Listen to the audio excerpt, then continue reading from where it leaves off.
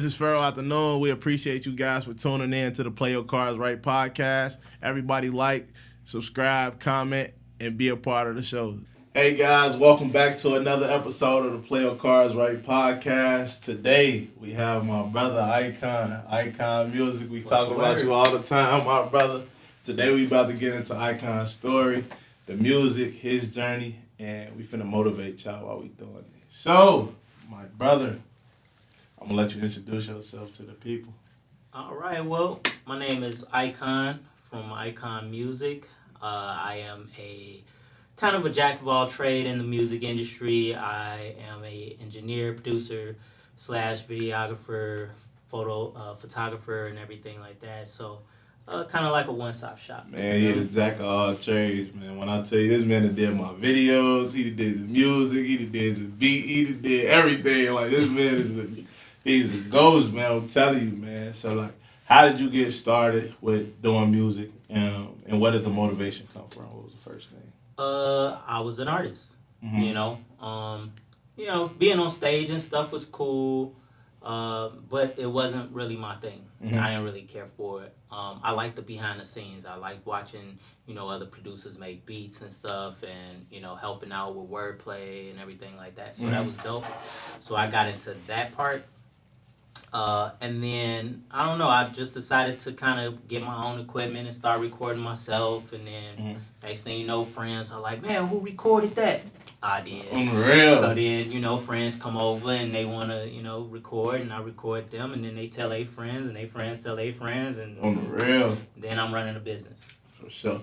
So, with that being said, we playing two-hand spades. I'm going to let IKKON start it off. But how long have you been doing this, bro? Are you saying seriously professional?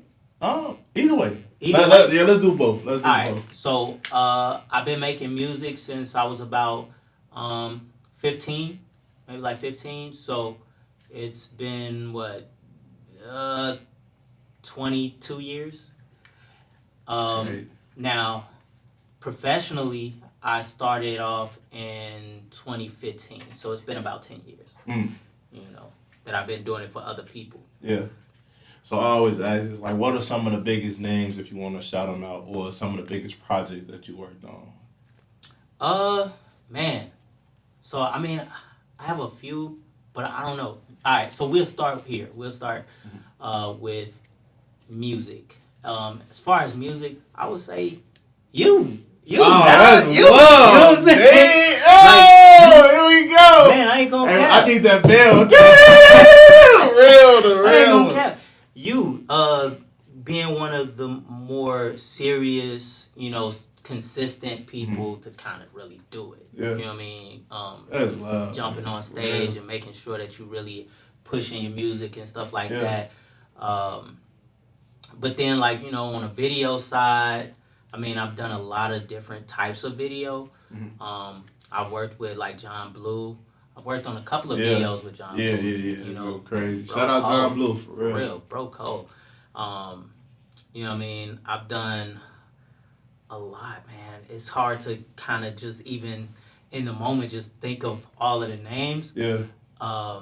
Because I've done a lot of events. I've done a lot of, I just did the little bottle signing that they had.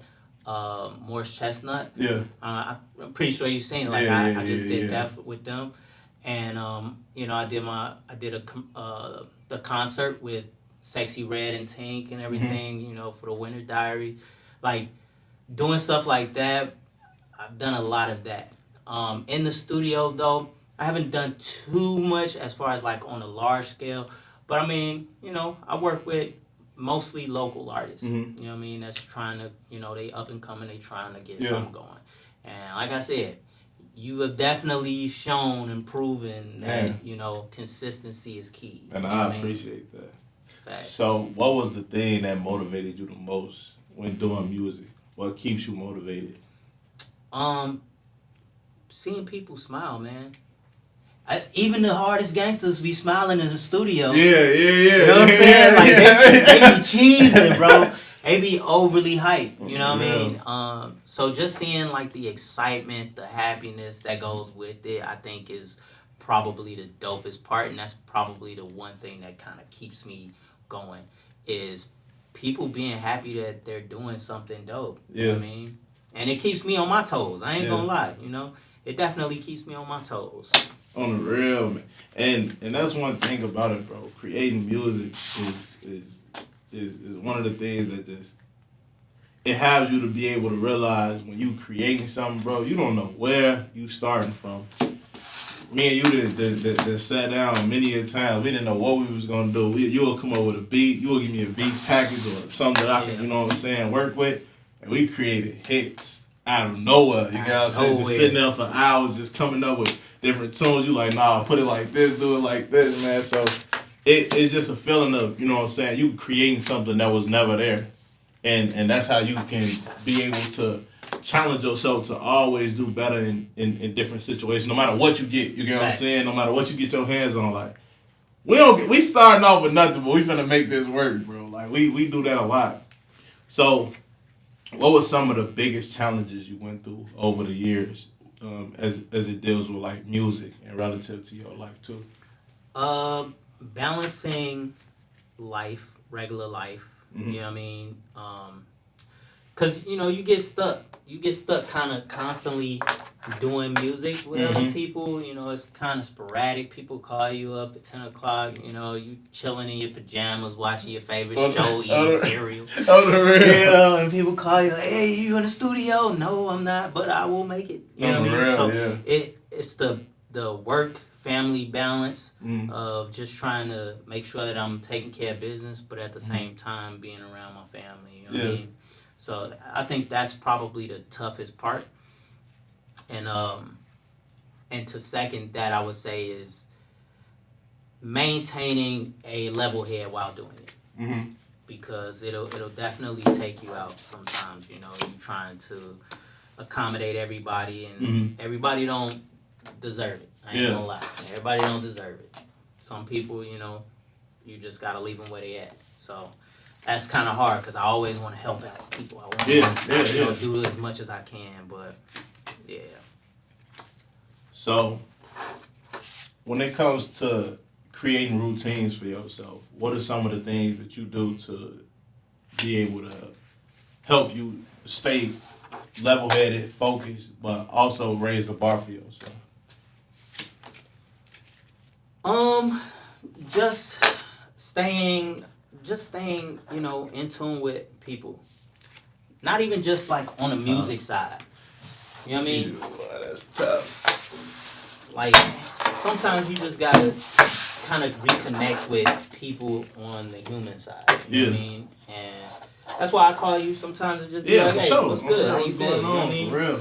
Because my real brother, for real. You know, it's just one of those things. Like, sometimes you just need somebody to talk to. So a lot of times I end up being, you know, kind of like a confidant for some people. You know what I mean? I don't mind talking to people about, you know, regular life, everyday stuff. And that helps me just to remember that, you know, although we all trying to make it, although we all trying to climb to the top, we're all humans at the end of the day. You know what I mean? And it just keeps me grounded, keeps me level-headed, knowing that, you know, I'm doing something. I'm doing something, and I'm helping somebody somewhere. Even if it's not just in music, I'm helping them kind of regulate emotions. I'm helping them, you know, trying to, you know, kind of create opportunities for themselves and things like that. So, yeah.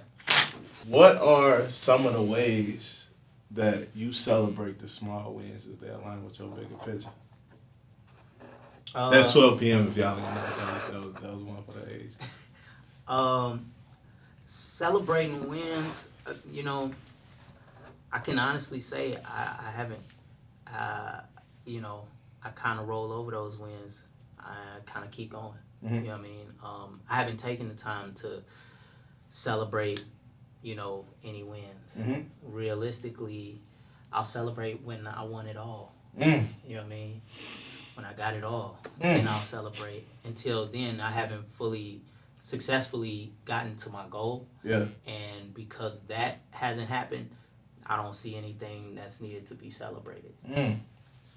See me on the operative end, bro. Like, I felt like that's my motto, so that's something I I stick beside because it's like when you don't celebrate those small wins, it kind of, you know what I'm saying, leaves room to make you feel like you failed when that's not always the case. You did something today that helped you progress to help you get to a better spot than you did yesterday, right? Yeah. So you woke up this morning, or you did those crunches. You did that was something that if you hadn't did that, you wouldn't have been a better person for tomorrow. So I stop and think about like, oh, I have to celebrate these small wins because they align with my ultimate goal in the bigger picture. And that helps me to, when positivity and putting in work and action, it gets contagious. Yeah. You know what I'm saying? So it's like, I did this today. It makes me feel good. So I want to do more of this tomorrow. Yeah. It's not a burden no more. It's not something that you look up like, oh, man, I got to get up and do these push-ups. I don't know. I got to get up and do these sit-ups. It make you be like, no, I did this for my body. It made me feel good. Tomorrow I'm finna push myself. I'm finna push my limit.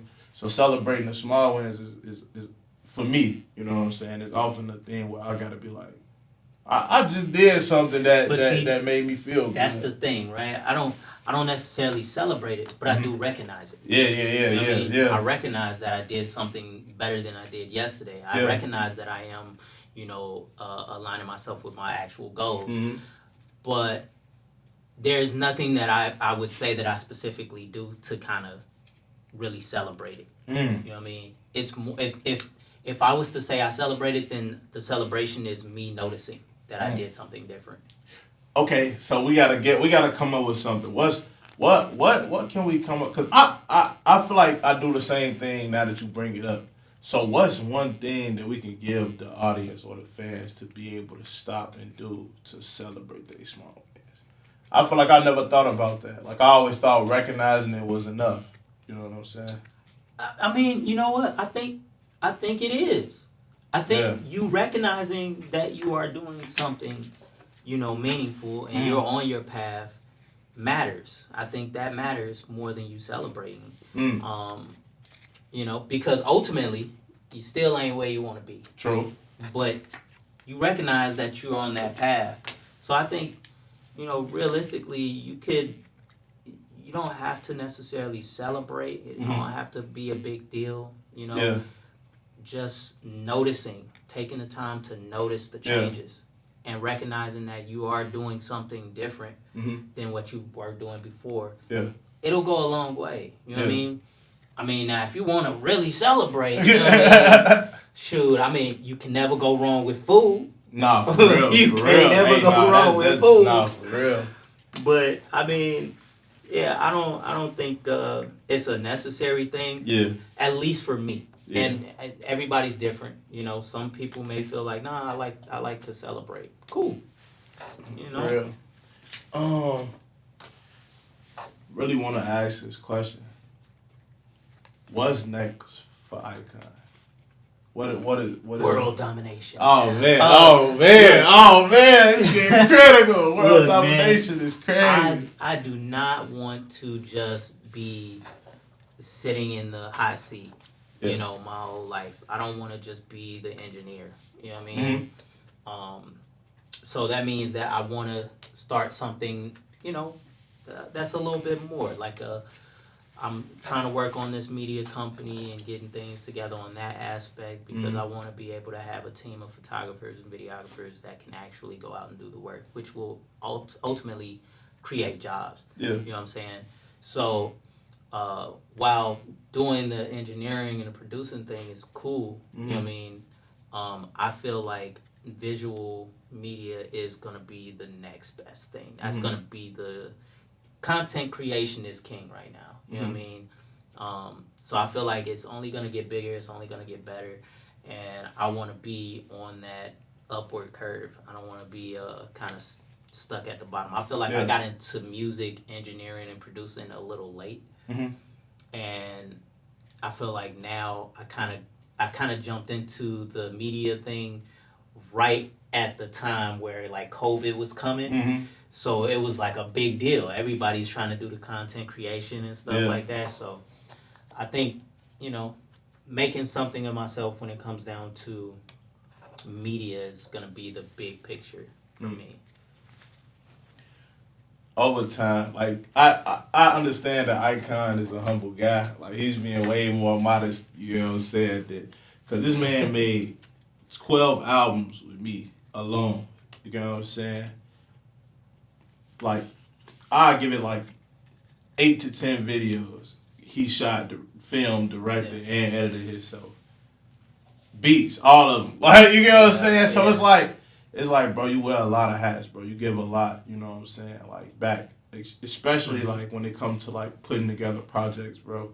And like you, the type of engineer, bro, like you put a stamp on your work because it's like you not in there just like, yeah, man, go ahead, you know what I'm saying? Oh no. Like, no, you like. Nah, P. Like you gotta do it like this. Like no, it gotta sound like this. You will get in there and actually sing on the song. Like this is how it's supposed to sound. I got you. I'm an artist. You know what I'm saying? Right.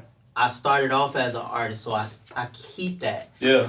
So when it comes down to working with an artist, I understand what it's like to be in that position. Yeah. A lot of times when you go into a studio and you're working with an engineer, they just went to school for it, and then that's kind of it. They got a little rhythm, and they went to school for it, and that's kind of where they leave things.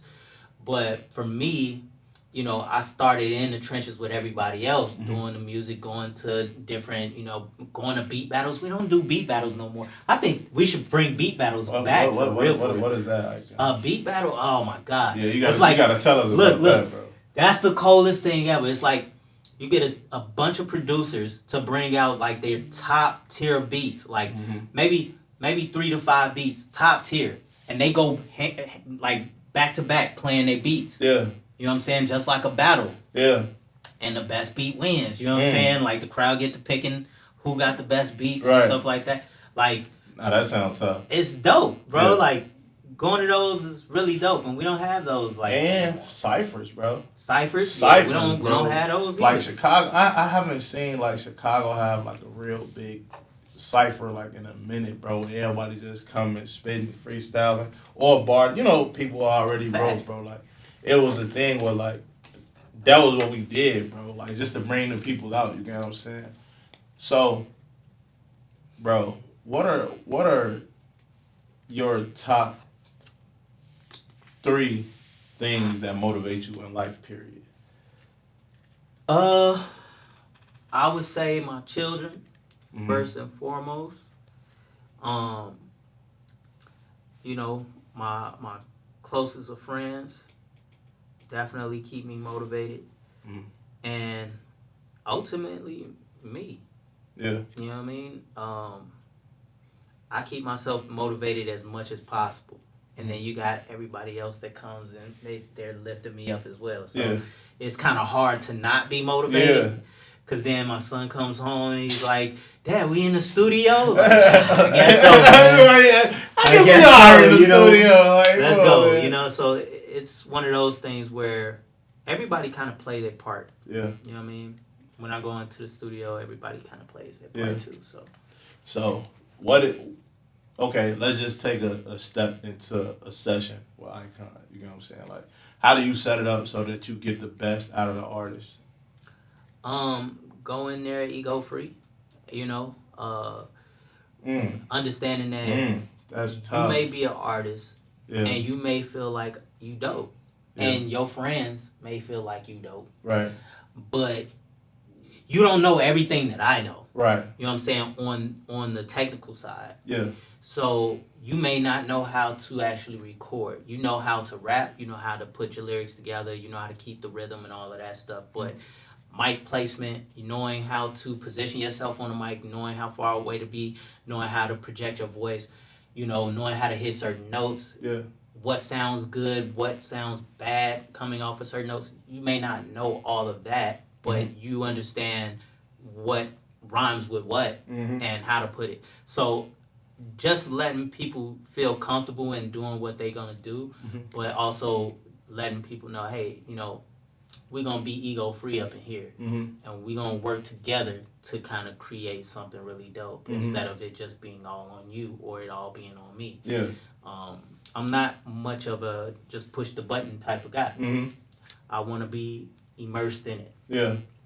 So that means that I'm gonna have a say. So I'm gonna say, hey, that don't sound too good. Let's do this again. You know. Because I think one of the biggest parts about that is because at the end of the day, after you get done making a song and creating it with that artist, your name is on that work too. Yeah. So people listening, oh, this dope, or this suck, or this is great, or this is like, oh, who produced? Bro, it's only two reasons why people ask that question. Right. Who did this? It's because it's either really good or it's really bad. Nah, for real. For real. Who did this? Who did? Who made the mac and cheese? Who helped you make this? Who helped you make this, bro?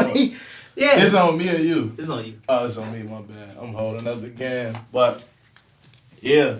And over the years, bro, how did you see yourself? Your growth, like what was one of the biggest exponential growth that you've seen in yourself while putting all this stuff together, bro? Because it's hard, bro. It's challenging. It's tough. It's not an easy road to learn engineering, learn producing, learn videos, learn how to do everything, especially being yourself a jack of all trades, bro. Like how did you get through it? I mean, I just wanted to do it for me, man. Mm-hmm. You know what I'm saying? I just wanted to learn something else to be like, hey, I could do this too. I could do that too. Yeah. Because ultimately, bro, like, people came to me because they heard from their friends and their friends' that I made music and I record. Mm-hmm. So they started coming to me for that. And then I started hearing people talking about, man, I ain't got no beats. I need beats. So what do you think I'm finna do? It's supply and demand. You know what I mean? Nah, for real. And then it went to, oh man, I need some videos done. Mm-hmm. Whoa, I need to go and buy me a camera and start shooting videos because people need it. Yeah. You know what I'm saying? It was a need, and I felt like I needed to just go ahead and fill the void. Yeah. So, yeah, that's really what it was. But then, like, you doing that, bro, and you saying it like that, like, easy as said, bro, like, you're at a high level when it comes to doing it, though, bro. So it's like you're getting what you paying for out of the content that you getting from IKKON. Like, oh, for sure. You book this man for a studio session, end up getting a beat, a song, a video, and you know what I'm saying, help you promote it, bro. It's like crazy how all the stuff that we did came apart. And like it was just one day T brought me to the studio, bro, and introduced us, bro. And after that, bro, it was locked in, bro. Bags. Bro. And then it's so much more to come, bro. Like we got so much more to do and put out there and be able to help us elevate. What are some of the things that you are excited for to be able to put your name on? I think I'm more excited to put my name on like projects that actually go somewhere. It's one thing for you to come to the studio, make a song, your homies all think it's dope, and then, you know, you putting the song out and making it a thing. Like it's a bigger situation because now my work isn't done for nothing. You know what I mean? And two, you didn't pay for nothing. You know what I mean? Because now you getting your work out. Yeah. But I think that's the thing that kind of, you know, makes the difference for me. It's just people that put their name onto it and they saying, hey, I got skin in the game too. It's not just IKKON. I'm doing this. You know, and that's what made me happy. You know, when I see somebody being like, oh yeah, me and IKKON did this, I'm happy for that. Yeah. You know, I'm ecstatic about that. You know? Man. Oh, man, this man going crazy, man. IKKON always try to beat me on the show, man. He finna try to get 2 dubs, man. It's getting critical in here, man. You should already know, man. Man. Oh, man. Let me see what's going on, IKKON. Oh, nah, the showstopper. Oh, man, he just got me up out of that for a second time, my brother. That's how we gonna end the show, my boy. I definitely appreciate you for coming out, my boy. Appreciate you letting me come on and bless the spot. Love. This is IKKON Music, man. Yes, my producer, man. The one and only, the GOAT. And we appreciate y'all for another episode of the Prayer Cards Right podcast. We out.